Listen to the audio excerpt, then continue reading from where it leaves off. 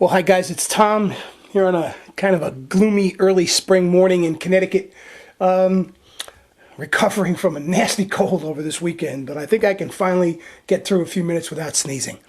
I wanted to talk this morning just a little bit about an op-ed piece that appeared in yesterday's New York Times by David Brooks. Now, David Brooks is, I think, a very interesting columnist. If you get beyond labels, liberal, conservative, etc., etc., I think Brooks is always somebody who you can count on for a thoughtful piece. And agree with him or not, I have a lot of respect for his thinking. And yesterday's piece was entitled, For 2008, An American Themistocles. Now, Themistocles, it turns out, was a Greek leader who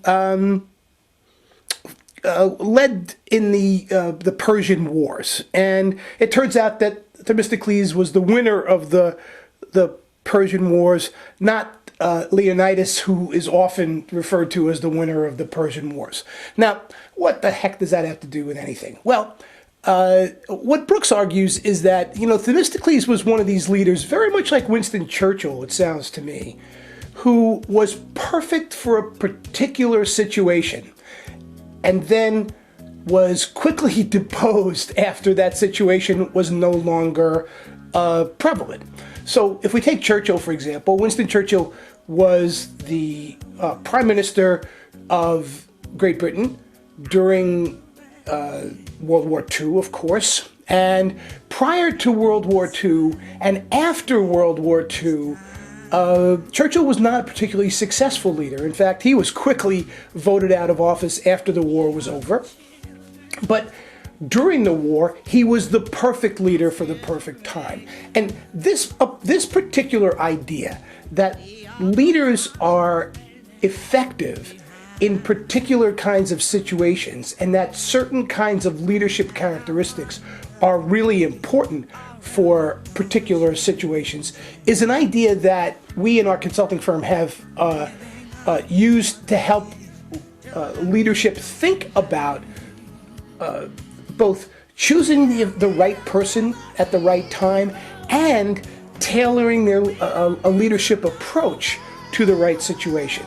So, for example, what Brooks is saying here is that, for the past 40 years, what Americans have looked for in presidents has been a visionary, someone with a Washington outsider who could come in and had a fresh vision of how to make things happen. His argument in this piece is that, what's happened recently is that Americans have been kind of outfoxed by shrewder leaders in various kinds of contexts. He uses Al-Qaeda and Osama bin Laden as one of the examples.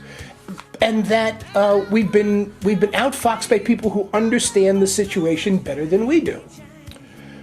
His remedy is he doesn't have a particular individual that he recommends as right for this kind of situation, but his remedy is that we need to choose a leader this time who is more savvy, who is more familiar with the ways of power in Washington and able to get things done, rather than a leader necessarily that has a grand overriding vision of how things happen. In the world of not just leadership, but in the world of psychology, there's often a lot of thinking about, are you a big conceptual thinker or are you kind of an incremental, executional-oriented thinker?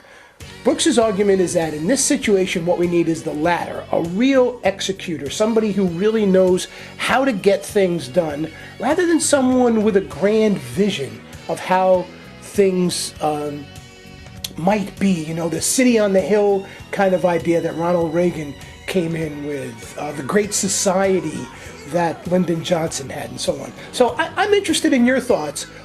First of all, what do you see as the requirements for leadership in this kind of situation as far as the United States is concerned? What kind of leader do you think we need? And secondly, who do you think best fits that bill? I'm interested in that, of course. I'm interested in your thoughts on it, so let me know, and catch up with you guys soon. Take care. Bye.